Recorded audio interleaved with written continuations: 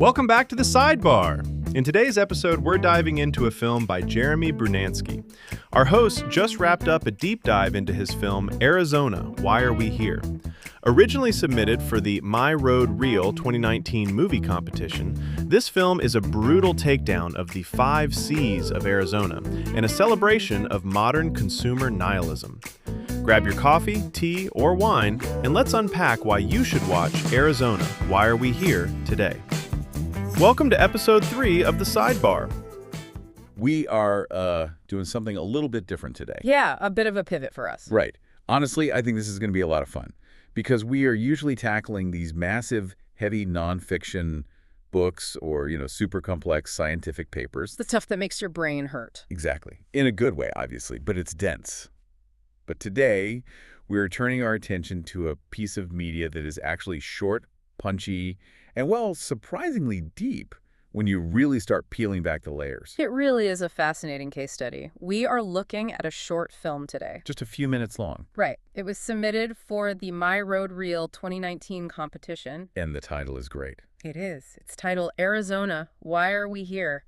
By a director named Jeremy Brunansky. Yes, Jeremy Brunansky. And while it is just a short film, the sheer density of information and the satirical layering in the script is really something worth unpacking for you today. Because the title itself really just asks the question that is on everyone's mind when they look at a map of the American Southwest. Oh, absolutely. Why? Just why? Exactly. It presents this core paradox that is actually quite difficult to answer logically when you think about it. Right. You have Phoenix, Arizona, the capital city. It has a population of approximately 1.6 million people. That's a massive amount of people. It's huge. And it is consistently one of the fastest growing cities in the United States. People just flocking there. Flocking there. And yet, physically, geographically, it is located in what the film directly describes as a smoldering hot desert. The smoldering hot desert. Yeah. It's an environment that, by all biological accounts, really should not be conducive to massive human migration. It shouldn't be. It's like nature put up this giant keep out sign made of, cactus and heat waves, and 1.6 million people just drove right past it and started building subdivisions. They ignored the sign entirely. So the mission of our deep dive today is to conduct a sort of forensic audit of this film. I like that framing, a forensic audit. Yeah, because we aren't just watching it and saying, oh, that's funny. We are taking apart the script, literally line by line. Mm-hmm. We are looking at the specific satirical arguments it makes. Mm-hmm. And we are going to look under the hood at the technical, the brain box, as he calls it. The brain box. That's a crucial term the director uses for his creative process. Exactly. The brain box that made this whole thing happen. So for the listeners, you should know we have a really interesting stack of sources for this deep dive. We do. We have the full transcript of the short film itself, obviously, which is our primary text. Right. But we also have the transcript of the behind-the-scenes video, the BTS. Which is so valuable. It really is. It gives us the entire technical breakdown from the director. Plus, we have his personal blog posts surrounding the release. And this other document, right? Yes, this fascinating document called a reference guide, which is essentially a professional profile or a really detailed bio of the director, Jeremy Brunansky. So we have a lot to work with, so buckle up. We're going to be talking about everything from high-level sound engineering and camera filters to cow farts and juice bars. Cow farts and juice bars. I mean, it is a wild ride. It is certainly a mix of the highbrow and the completely absurd. But I'd argue that contrast is exactly why it works so well as a piece of commentary. I completely agree. So let's just get right into unpacking this script. The film opens with some very hard facts. Right. It sets this factual baseline before things get, well, weird. It does. It establishes the context immediately for the viewer and says right up front that Arizona became the 48th state on February 14th, 1912. Very precise. And then it cites that 1.6 million population figure for Phoenix. So it grounds you in reality before it starts to twist that reality. It's a very classic rhetorical device. Exactly. You get the audience to nod along and agree on the basic facts, so they are right there with you when you start dismantling the underlying logic. And then after those facts, it brings up this concept that I wasn't super familiar with before prepping for this.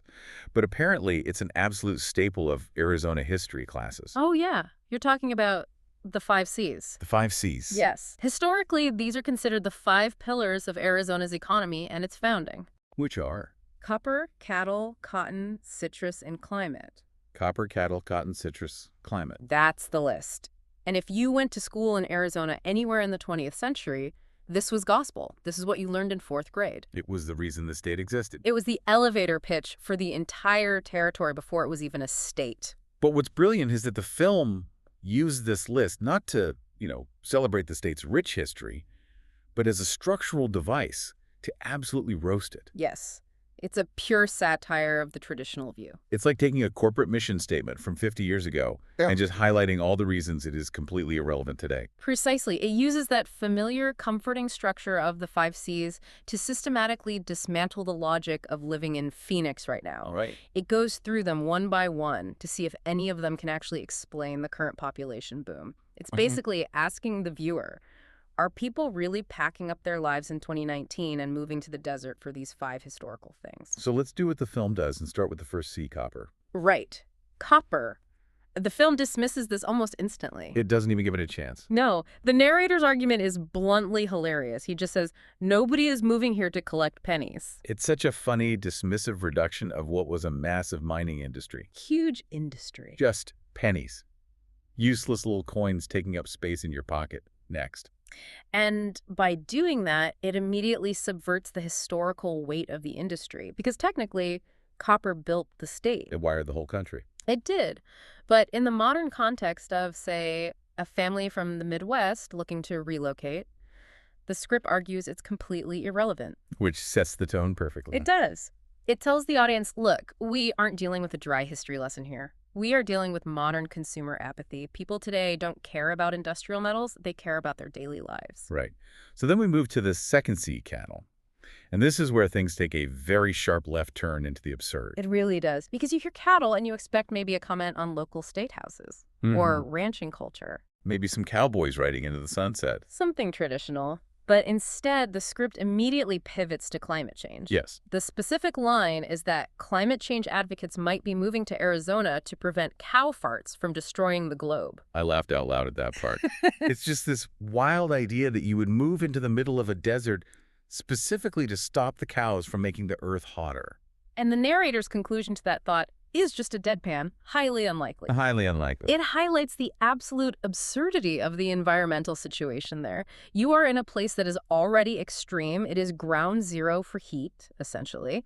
And the script jokes about the biological emissions of cattle adding to that global crisis. It's a very modern joke layered right over an old industry. It is. It clashes the old romanticized Old West image of the cattle drive with the very New West anxiety about methane emissions and global warming. Okay, so that's copper and cattle. Then we get to number 3, cotton. And I noticed the tone shifts quite a bit here. It gets a little darker for a second. It does take a serious turn. The script brings up the American Civil War. Right. It mentions that during the Civil War, Arizona, and specifically the Tucson area, was claimed as part of the Confederacy. And the narrator says, thanks a lot, Tucson. Which is just such a specific, hyper-local burn. It really is. And the core argument he makes here is that nobody is moving here to pick cotton and perpetuate the state's racist history. It's a very quick jab, but it feels significant. It feels like the director is making sure we don't just look at the past with these rosy, nostalgic glasses. Exactly. He acknowledges a complex and often entirely overlooked part of the state's history, that Confederate territory claim. And he links the historic cotton industry directly to that legacy. Right. And then he moves on. He goes from the pure absurdity of cow farts to legitimate social commentary in a single breath. And by doing that, he effectively rules out cotton as a draw for modern residents. He's saying, we aren't coming here for that past. We are looking for something else. So, process of elimination. Copper is out because pennies are useless. Cattle is out because of the methane. Cotton is out because of the dark history. Then we hit number 4, citrus. And here's where the narrator starts to get a little suspicious. Yes. This is the first time the script actually suggests a strong contender for why people are moving there. The observation he makes is that there are an alarming number of juice bars and infant smoothie shops popping up around town. Infant smoothie shops. The specificity of that phrase is just great. It's so good. It paints this vivid picture of a suburban sprawl that is just entirely obsessed with liquid nutrition. Right. It's not just normal smoothies for adults after the gym. It's smoothies for babies. That is peak modern consumerism. It really is. And it heavily foreshadows exactly where the film is going to end up. It's planting the seed, pun intended, that maybe the local agriculture has shifted. A shift from export to lifestyle? Right. We aren't growing oranges out there to ship them across the country anymore. We are squeezing them into plastic cups and selling them to locals for $5 a pop. Exactly. The economy has become highly localized around consumer comfort.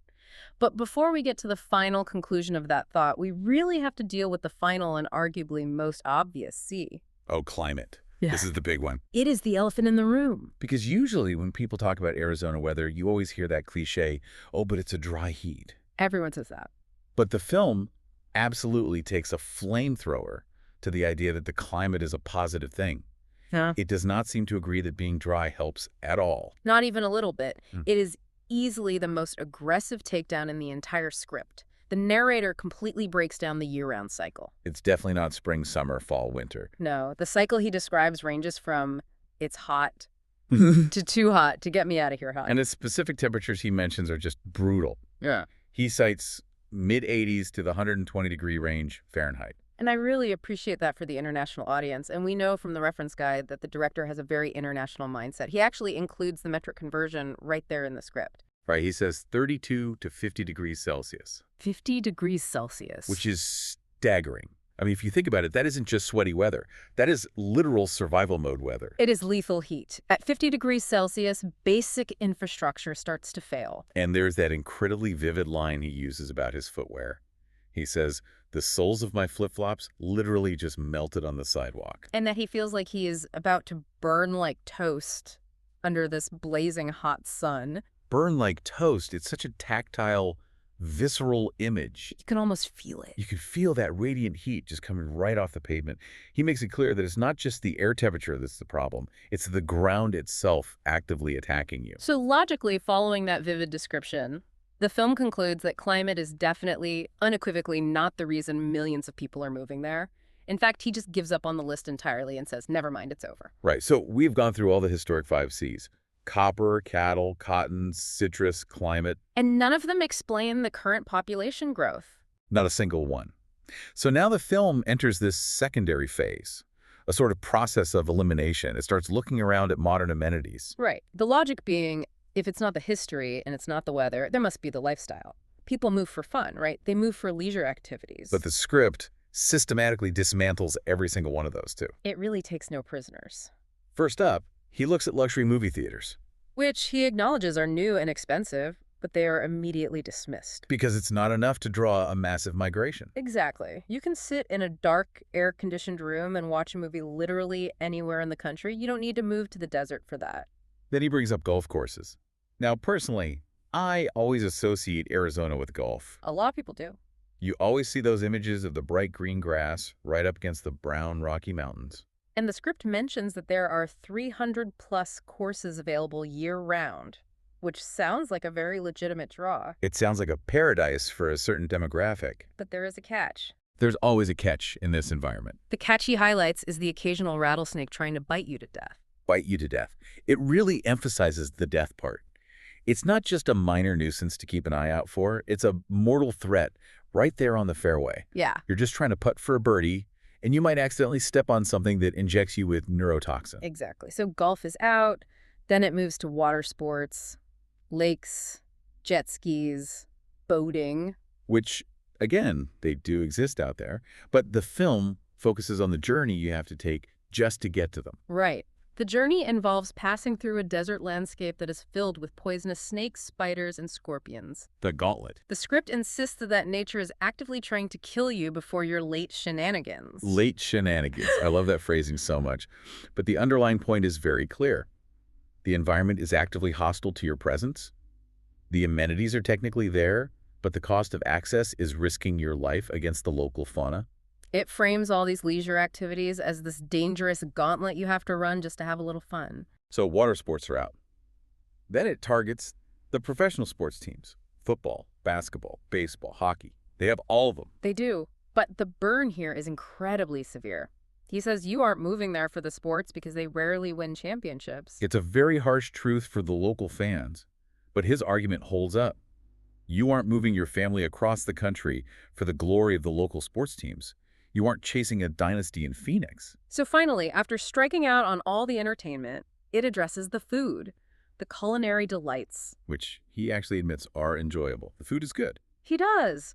But then the script blames that very same good food for the city's overall weight gain. And this is the pivot point. This is the exact moment the satirical trap springs shut. It is. The weight gain from the culinary delights inevitably leads the population back to one single solution: fruit smoothies and juice diets. It circles all the way right back to citrus. It brings it all together. The film's core thesis, the grand conclusion to this entire demographic mystery of why millions of people insist on living in a deadly desert, is simply this line: we're out here dying for you to get juiced with us. We're out here dying for you to get juice with us. It's completely absurdist. Completely. The idea is that the only redeeming quality of the city, the only thing powerful enough to counteract 120-degree heat, melting shoes, and deadly scorpions is just a really good juice bar. It is a brilliant Python-esque non sequitur. Absolutely. It takes this massively complex sociological phenomenon, we're talking urban migration patterns, economic shifts, human climate adaptation, and it just reduces all of that down to a singular, ridiculous variable: the juice. It's all they have going for them. That's the argument. It's incredibly funny, but it's also, I don't know, kind of profound in a very cynical way. It really suggests that we modern humans are willing to put up with almost anything, literally life-threatening conditions, if our consumer comforts are just good enough. Exactly. We will gladly endure the heat, the snakes, the awful traffic, and the bad sports teams, as long as the smoothie is cold and readily available. Now, you just mentioned Python-esque, referring to Monty Python, and that is a perfect transition to talking about the man actually behind the camera. Yes, let's look at the director. Because we have this reference guide document for Jeremy Brunansky. And when you look closely at his professional profile and his bio, this very specific, slightly unhinged sense of humor starts to make a lot of sense. Absolutely. This reference guide is a total goldmine for understanding what he calls the brain box. The creative core. Right, his creative core. It gives us a clear window into why the film is structured the exact way it is. So let's look at his influences first. Who does he list in this document? Well, under the section for music and performance, he specifically lists Monty Python, Steve Martin, Robin Williams, and Groucho Marx. Okay, so that explains the tone perfectly right out of the gate. Yeah. You have the total absurdity of Monty Python, the wild, unpredictable energy of Robin Williams, and the rapid-fire wordplay of a Groucho Marx. Exactly. The whole juice conclusion is a piece of classic Monty Python logic. It's a silly syllogism. How do you mean? Well, it's like A leads to B, B leads to C, therefore C must be the meaning of life. Or in this case, C is the entire meaning of Phoenix, Arizona. It follows this incredibly strict logical path, step by step, right off a cliff into an illogical conclusion. That makes perfect sense. But he's not just a comedy fan. When you read this guide, his background is really, really eclectic. Well, it's very diverse. He lists himself as having 20-plus years of cross-functional experience. Right. And he's a certified Google AI professional. Yes, he has this deep, highly technical fluency. He is also a graduate of the Conservatory of Recording Arts and Sciences. Which is not a small thing. No, that is a very serious audio engineering background. But then, alongside all that tech, he also has this incredibly rich background in the fine arts. Right. He lists classical piano. And he mentions he's been playing since he was 5 years old. And he was a music major at Glendale Community College with an emphasis on vocal performance. And I really think that musical background is absolutely crucial to understanding why the script works. How so? Well, think about the rhythm of the narration. Yeah. The way he lists those 5 C's, it has a very specific cadence to it. Copper. Useless. Next. It's staccato. Right. It's very rhythmic. And then contrast that with the long, flowing, almost breathless description of the heat cycle. It's carefully composed. It's not just written text. It feels like it's scored for the voice. That's a really great point, because comedy is fundamentally all about timing, and trained musicians often have the absolute best comedic timing. They know how to use pauses. Exactly. And he also lists his artistic disciplines as including not just classical piano, but guitar and jazz percussion. Jazz percussion. That implies a deep sense of structure, but also improvisation. Right, and the script really feels like a jazz riff on local history. It takes the old standard being the 5 C's, and it just improvises a brand new chaotic melody over the top of it. And beyond the music, he also lists some heavy hitters in his philosophy and psychology reading list. Yes, he mentions Carl Jung, Socrates, Aristotle, Marcus Aurelius. which I think adds a completely different layer to the title of the film itself. Arizona. Why are we here? Well, absolutely. It's a double entendre. Right, because on the surface, it's just a simple geographic question. Why are we living in this specific desert? But given his deep interest in Socrates and Jung, it is very clearly also a nod to the grand existential question. Why are we here at all? What is our purpose? What is the meaning of human existence? Yeah. And the brilliant part is that the film answers both the geographic and the existential question with the exact same absurd answer. Juice.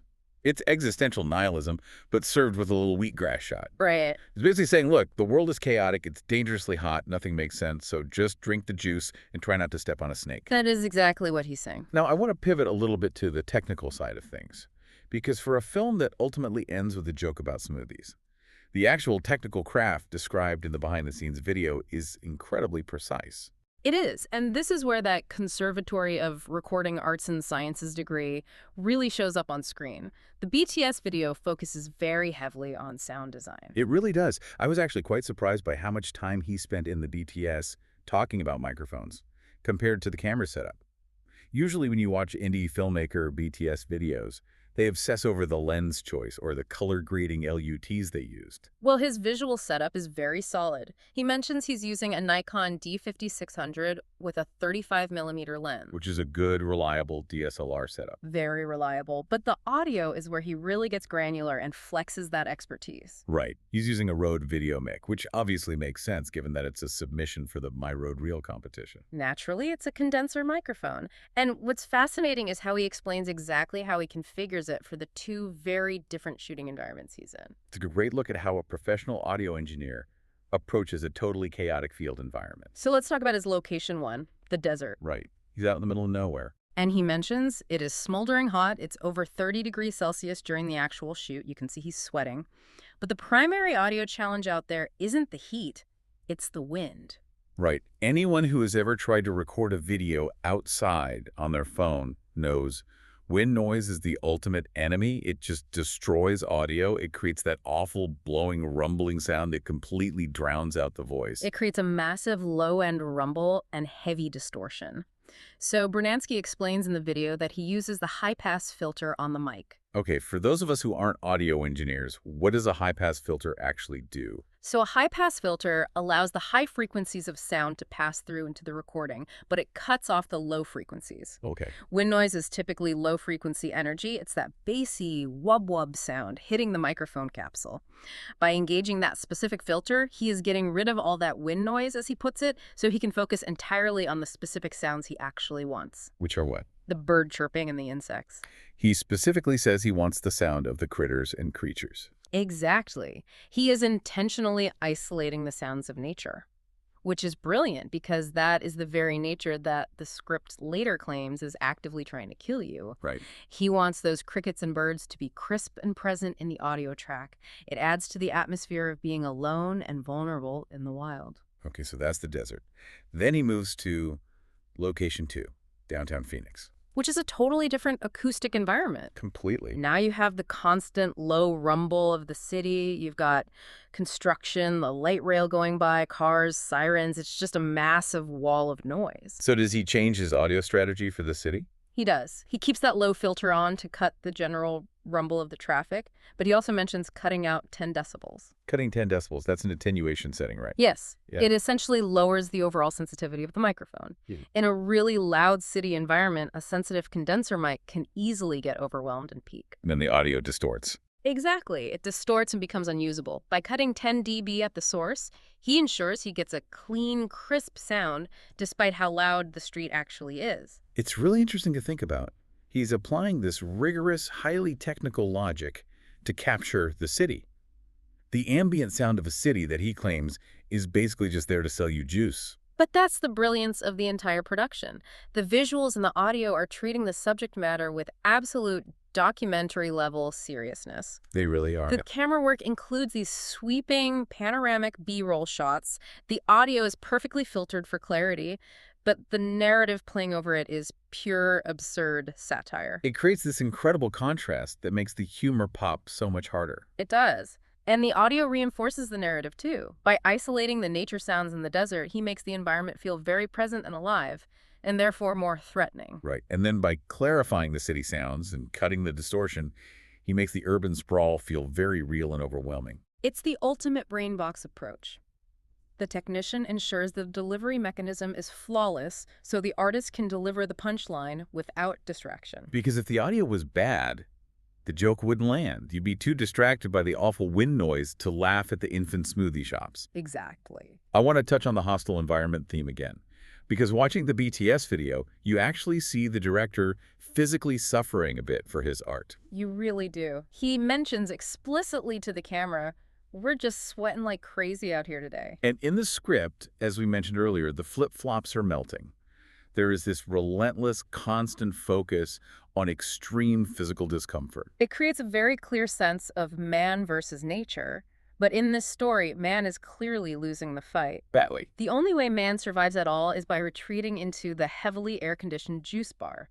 It paints a picture of a civilization that is barely holding on against the elements. Which is so deeply ironic, especially when you consider his personal bio. Oh, the reference guide bio, yes. Because in that guide, under the personal context section, it says he is an explorer of life who has explored nearly all 50 U.S. states. But do you remember what it says he actually prefers? Yes. It says, "I prefer the beach." He prefers the beach. It's so funny. And yet here he is, dedicating his time to making a highly technical film about living in a landlocked, scorching desert. That is a great catch. There is a very deep personal irony there. He's a traveler. He clearly loves the coast. He even mentions he has a partner named Virginia who is Caribbean, Italian, and Venezuelan. Right, cultures that are heavily associated with the sea and vibrant tropical environments. And yet, despite all of that, here he is, sweating to death in the Phoenix scrub brush, filming what amounts to a cynical survival guide. You know, maybe that's where the real "why are we here" question comes from. It's personal. It is personal. He's asking himself that question. He's saying, look, I love the beach. My partner has Caribbean roots. Why am I standing next to a cactus while my shoes melt? And the film is his artistic attempt to rationalize his own life choices. And since pure logic fails to explain it, he turns to humor. He's working through his own cognitive dissonance about living in the desert through comedy. That's exactly what it is. So let's zoom out a bit as we get towards the end here. We've talked a lot about the specific jokes in the script, the technical audio setup, and the director's unique background. But what is the bigger picture here? What is this deep dive really telling us about how we justify where we choose to live? That's the real so what of this whole analysis, because we all live somewhere. Right. And usually if someone asks, we have a very logical list of reasons why. Oh, the schools are good here. The job market is really strong right now. The weather is nice in the fall. Exactly. We all have our own personal 5 Cs. The 5 Cs of our own lives. Right. But what the short film suggests is that maybe those official reasons are completely outdated. Maybe we tell ourselves and our friends that we live somewhere for the copper and cotton. The economy and the historical culture. But in reality, when you get right down to it, we are just there for the juice. The consumer comforts. The little lifestyle amenities that make the grueling day-to-day bearable. Exactly. Phoenix is growing massively. That is a statistical fact. But it's not growing because of some grand industrial logic anymore, according to the film. It's growing because it offers a very specific kind of consumer satisfaction. It suggests that modern migration is driven way less by deep necessity and more by, well, smoothies. Or whatever the local equivalent of a smoothie is for your town. It really is a brilliant satire of growth itself. The film argues that this massive population boom is fundamentally irrational. It's an obsession. It mirrors the old gold rush mentality of the West, but instead of digging for gold, it's a rush for vitamin C. A juice rush. And it suggests that we humans are willing to put up with an incredible amount of hostility from our environment if the local amenities are just good enough to distract us. We will dodge the rattlesnakes. We will endure the 120-degree heat. We will risk encountering scorpions at the boat launch, just as long as that juice bar is open and the AC is running. It is a profound testament to human adaptability, or possibly just human stubbornness. Probably a healthy mix of both. I also really love how the brain box concept allows us to see how a modern creator uses literally everything they have at their disposal. Yes. Brunansky didn't just sit down and write a funny script. He actively used his classical music training, for the rhythm of the dialogue. He used his audio engineering training from CRA for the sound design. And he used his extensive travel experience for his cynical perspective on the location. It's a really great lesson for any creative person listening right now. You don't have to compartmentalize your skills. You really don't. Your background in classical piano can absolutely inform your comedy writing. Your certification in AI or your tech skills can completely change how you approach filming a satirical documentary. It all goes into the box. It all goes into the brain box. Yeah. And hopefully, if you do it right, something totally unique comes out the other side. Something like a beautifully sound-designed movie about cow farts and melting shoes. Exactly. So as we finally wrap up this forensic audit of Arizona, why are we here? I think we have clearly found that there's a lot more going on under the surface than just a simple microphone contest entry. Oh, absolutely. It is a sharp piece of cultural commentary wrapped up inside a technical showcase. We established the core premise today. Phoenix is huge, but it is deadly. We broke down the script and the subversion of those historic 5 Cs. Right. Copper is just pennies. Yeah. Cattle brings climate change. Cotton represents a dark history we don't want to repeat. Citrus is the dark foreshadowing. And climate is the ultimate enemy. We analyzed the juice theory, that hilarious process of elimination that leaves infant fruit smoothies as the sole supporting pillar of civilization in the desert. We looked inside the brain box of Jeremy Brunansky, a musician, technician, and traveler who uses pure absurdity to answer deep existential questions. And we completely geeked out on the technical details, the high-pass filters, and the audio attenuation that made the film sound so professional. It really is a perfect example of just how much thought and technical skill can go into just a few minutes of video. And how humor can often be the best vehicle for delivering the truth. Because, let's be totally honest, when it really is 120 degrees outside, a cold juice really is the most important thing in the entire world. It might literally be the only thing keeping you from melting into the pavement right next to your flip-flop. Indeed it is. So here's our final thought for you, the listener, to mull over today. We want you to think about your own city, your own town, the place you live right now. What are your local 5 Cs? What are the official brochure-ready reasons people say they live there? And then you have to ask yourself, what is the juice? Right. If the official reasons are just history or marketing nonsense, what is the real thing keeping you anchored there? Is it the specific coffee shop on your corner? Is it the way the light hits the park in the afternoon? Or is it something totally irrational? If the promise of juice is the only thing keeping modern civilization going in the hostile Arizona desert, what is the metaphorical juice keeping you in your own inhospitable environment? Whether that's dealing with a freezing, brutal winter in Chicago, Or the gridlock traffic in Los Angeles. or the oppressive humidity down in Florida, what is the one small thing that makes you wake up and say, okay, I'll stay? Figure that out. Analyze your own 5 Cs before your flip-flops melt. That is it for this deep dive. Thank you so much for listening. Stay cool out there. See you next time.